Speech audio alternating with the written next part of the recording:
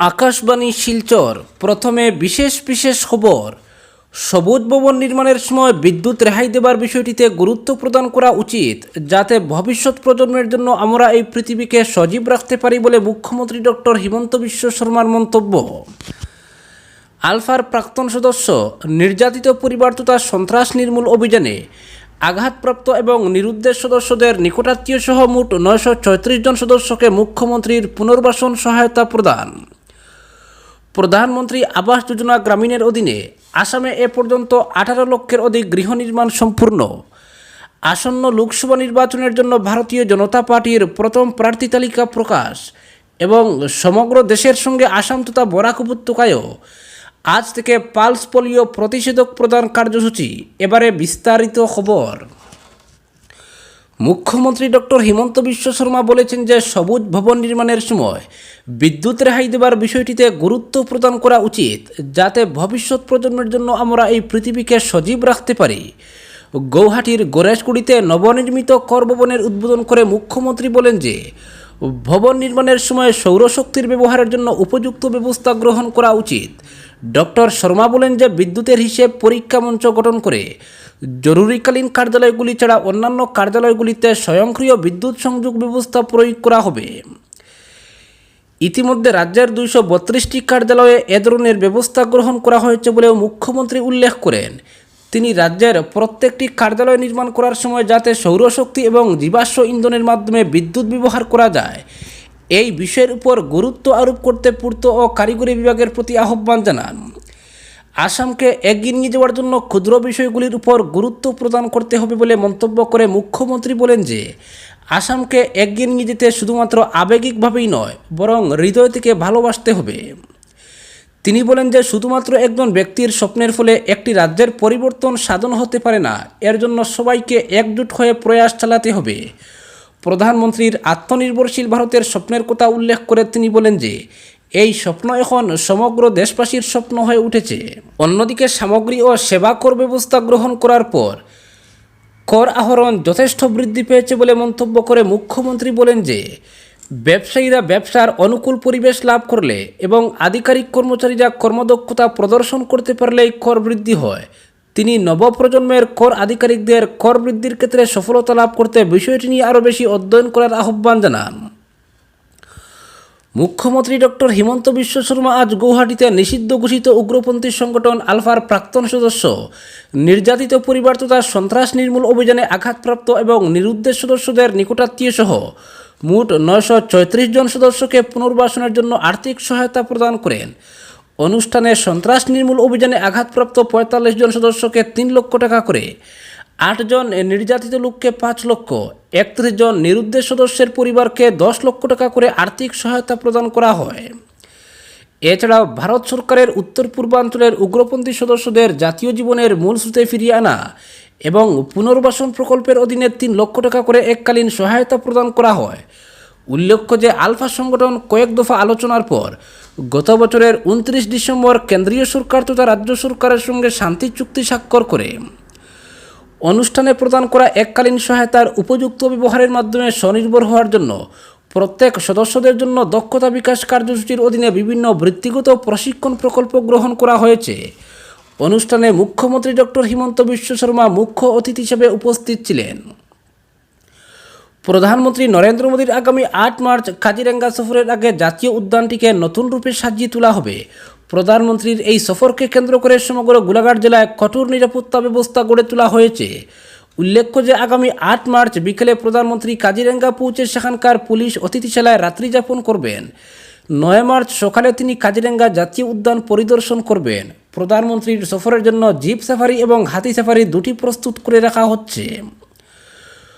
প্রধানমন্ত্রী আবাস যোজনা গ্রামীণের অধীনে 18 লক্ষেরও বেশি গৃহ নির্মাণ সম্পূর্ণ হয়েছে বলে পঞ্চায়েত ও গ্রাম উন্নয়ন মন্ত্রী রঞ্জিত কুমার দাস জানিয়েছেন।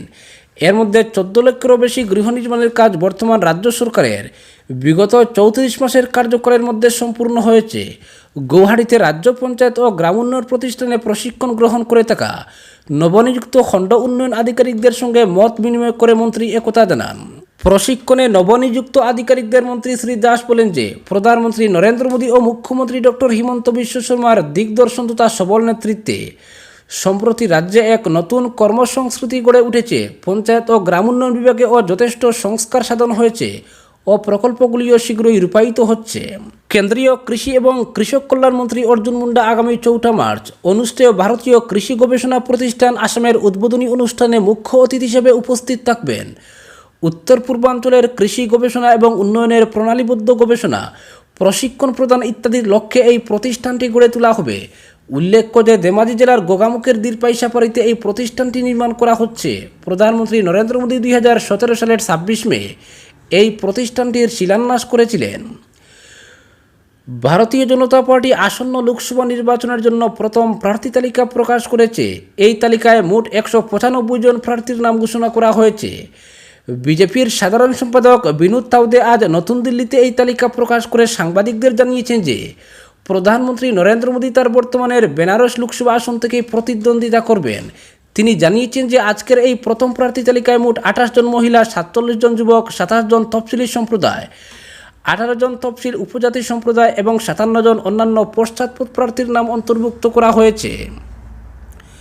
এছাড়াও 34 জন বর্তমান কেন্দ্রীয় মন্ত্রীর নামও এই তালিকায় সন্নিবিষ্ট রয়েছে বলে শ্রী তাওদে জানিয়েছেন।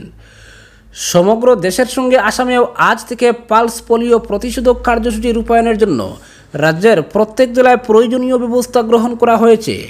কামরূপ মহানগর জেলায় প্রায় 2 লক্ষ শিশুকে প্রতিষেধক প্রদানের লক্ষ্য নির্ধারণ করা হয়েছে। এর জন্য 4000 চিকিৎসক এবং স্বাস্থ্যকর্মীকে নিযুক্ত করা হয়েছে। আজ বুথ পর্যায়ে অর্থাৎ স্বাস্থ্যকেন্দ্রগুলিতে পোলিও প্রতিষেধক প্রদান করা হবে। আগামী 4 এবং 5 মার্চ স্বাস্থ্যকর্মীরা ঘরে ঘরে গিয়ে যেসব শিশুরা প্রতিষেধক পায়নি তাদের প্রতিষেধক প্রদান করবেন। একইভাবে বাস স্ট্যান্ড সহ অন্যান্য জনবহুল স্থানেও এই প্রতিষেধক প্রদান করার ব্যবস্থা করা হয়েছে। কাছাড় জেলার স্বাস্থ্য বিভাগের উদ্যোগে আজ থেকে 5 মার্চ পর্যন্ত 0 থেকে 5 বছর বয়সী শিশুদের পোলিও প্রতিষেধক প্রদান করা হবে। এই অভিযানের অধীনে জেলার প্রায় 2,76,649 জন শিশুকে পোলিও ড্রপ খাওয়ানো হবে। এ উপলক্ষে সম্প্রতি অতিরিক্ত আয়ুক্ত খালেদা সুলতানা আহমেদের পৌরোহিত্যে আয়োজিত প্রস্তুতি সভায় পোলিও বুথ ছাড়াও ঘরে ঘরে গিয়ে পোলিও ড্রপ খাওয়ানোর সিদ্ধান্ত গ্রহণ করা হয়েছে। করিমগঞ্জ জেলার 0 থেকে 5 বছর বয়স পর্যন্ত শিশুদের আজ পালস পোলিও ড্রপ খাওয়ানো হবে। এতে জেলার আরকেনগর প্রাথমিক স্বাস্থ্যকেন্দ্র, কচুয়াদরম, গিরিশগঞ্জ প্রাথমিক স্বাস্থ্যকেন্দ্র ও আরবান ইউনিটে প্রায় 2,08,577 জন শিশুকে পোলিও ড্রপ খাওয়ানো হবে। জেলার স্বাস্থ্যকর্মীরা ড্রপ খাওয়ানো হয়নি এমন শিশুদের বাড়ি বাড়ি গিয়েও পোলিও ড্রপ খাওয়াবেন। হাইলাকান্দি জেলায় আজ 0 থেকে 5 বছর বয়সের শিশুদের 2 ফুটা পালস পোলিও টিকা প্রদান করা হবে। জেলা প্রশাসন থেকে জানানো হয়েছে জেলার 1,01,471টি শিশুকে পোলিও ড্রপ খাওয়ানোর জন্য 561টি সাধারণ বুথ খোলা হয়েছে। এছাড়া জেলার শিক্ষা প্রতিষ্ঠান ও অঙ্গনওয়াড়ি কেন্দ্রগুলিতেও আজ বুথ খোলা হয়েছে। জেলায় 17টি ভ্রাম্যমাণ স্বাস্থ্যকর্মীর দল এই কার্যসূচির দায়িত্বে থাকবে। জেলা প্রশাসন থেকে জনসাধারণকে 0 থেকে 5 বছর বয়সের শিশুদের নিকটবর্তী বুথে পোলিও প্রতিষেধক খাওয়ানোর জন্য আবেদন জানানো হয়েছে।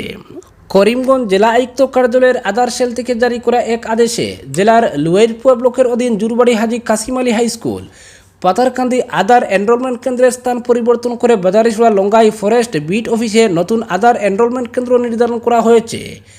এছাড়া দক্ষিণ করিমগঞ্জ ব্লকের নিলামবাজারের এসপি বিদ্যানিকেতন এইচএস স্কুলের পরিবর্তে নিলামবাজারের পূর্ত গ্রামীণ সাব ডিভিশনের সহকারী নির্বাহী বাস্তুকরের কার্যালয়ে আধার কেন্দ্র স্থানান্তর করা হয়েছে।